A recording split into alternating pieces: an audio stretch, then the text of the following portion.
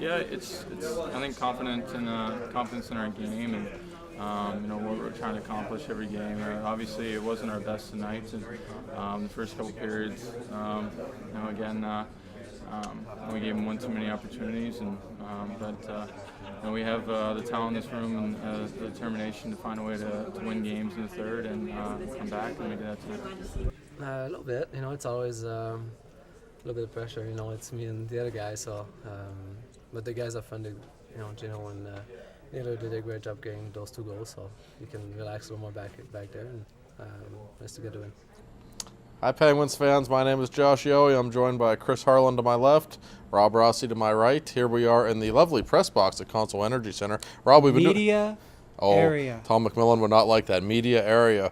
We've done a lot of these videos. I don't think we've ever done one from our actual seats, and it's a little high, but we don't complain because if you're ever in the old media area at the Civic/Mellon Arena, this is a bit of an upgrade. And, speaking of upgrades, my God, the Penguins have won 8 in a row, guys. They're on a roll.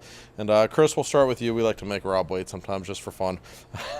2-1 victory for the Penguins. They didn't really play a great game tonight. In fact, they haven't played really well in this homestand. Dan Bilesma said they've played okay. They're still 3-0, and Marc-Andre Fleury, once again, the guy's unbelievable. He stopped 28 of 29 shots, perfect in the shootout, and I don't know if he's lost since you started helping out here on the Penguins beat, Chris. You might be a good luck charm. Yeah, he was good again tonight, and he's the reason they've got an 8-game winning streak. I mean, this is a game tonight that, for all purposes, they should have lost. They didn't play that well. Talking to Steve Sullivan after the game, and he even said that, this is a game that they probably should have lost, he said, but they're happy. They'll take the 2 points, and he gave the credit all to Fleury. He said that he's a guy that there were a lot of bad points in that game, and he came up with the saves when they needed them. Right, and here we are now. The Penguins suddenly find themselves 4 points out of the Atlantic Division race. The Rangers just lost a late lead in Chicago, lost 4-3. 67 games played, that means 15 games left in the season, and Rob Rossi, Sidney Crosby might be back in the lineup Sunday. It certainly seems within the next week he will be back. Do the Penguins have a chance to catch the Rangers? And moreover, how does this change the Penguins? Well, you wonder, Josh, is he going to come back for that first of those 2 showdowns with the Rangers next week in New York at Madison Square Garden? I can't think of a better place for Sidney to make his second comeback, especially with the Penguins going on a trip where they're going to look to make a statement. I'm writing Sunday in the Trib about what the Penguins need from Sidney Crosby, and in short, they just need him to play.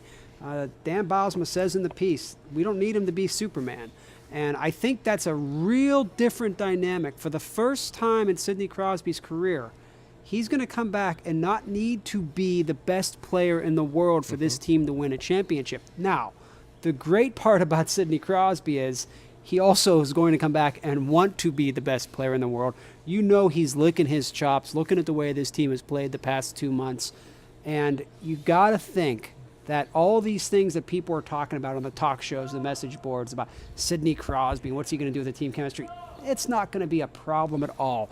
Dan Bilesma said 10 games is enough for them to figure out what they're going to do. And anyway, what they're going to do in the playoffs, Crosby, Malkin, Stahl playing in a lot of different spots, but those 3 playing some together, mostly apart. And you're not even going to see a fourth-line center a lot, Josh. This is lining up right now the way the Penguins absolutely wanted it, and a lot of teams around the league are looking at what Pittsburgh's doing right now, mostly, as Chris pointed out, because of the way Marc-Andre Fleury's playing in net, giving them those solid starts night after night.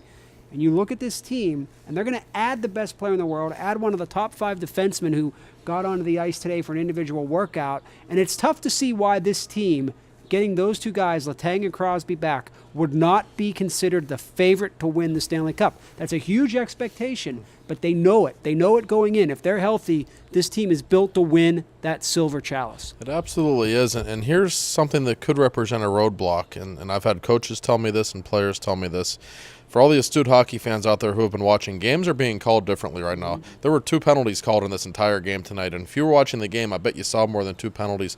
The Penguins are not built to create interference. They are built for puck retrieval. Dan Bilesma has totally constructed this team, and Ray Shero also, to play within the rules as they have been called since the lockout. And Rob, you've been covering the team since very close to when the lockout occurred in 2004, 2005. Do you see a difference in the ways games are being called, and do you think this is a problem?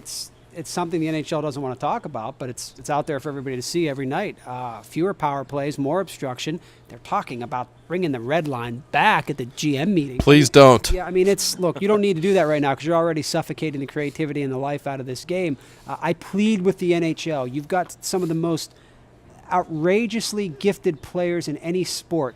Let us see Vancouver and Pittsburgh and Detroit and Chicago and these teams, the Ottawa Senators. Let us see them play hockey. Do not let us go to the Stanley Cup playoffs and start to see bull riding, which I'm fearful we're going to have, and it's going to be like just the Versus Network again. Speaking of which, on Sunday also coming to the Trib, I look at NHL and NBC's partnership, including the NHL's network, Sports Network. You're on fire Sunday. I can't wait. All right, we got to wrap this thing up. Let's make predictions when Sig comes back. I say Thursday in New York. Chris? I think Thursday's a safe bet, but I think he kind of wants to come back Sunday.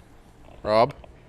Oh, geez. I guess I'll say he's already been back and we've just missed it. The always fabulous Rob Rossi has to throw a curveball there as only he can. He's Chris Harlan. I'm Rob Rossi. Pens will look for... You're not Rob Rossi. Did I say I'm Rob Rossi? He's Rob Rossi. Nobody could be Rob Rossi except for Rob Rossi. I'm Josh Yohe. I can be Rob Rossi for a night. I'm going to shut up now. The Penguins have won 8 straight. They'll look for number 9 Sunday afternoon against Boston. This is Trib Total Media. Thanks, Rob.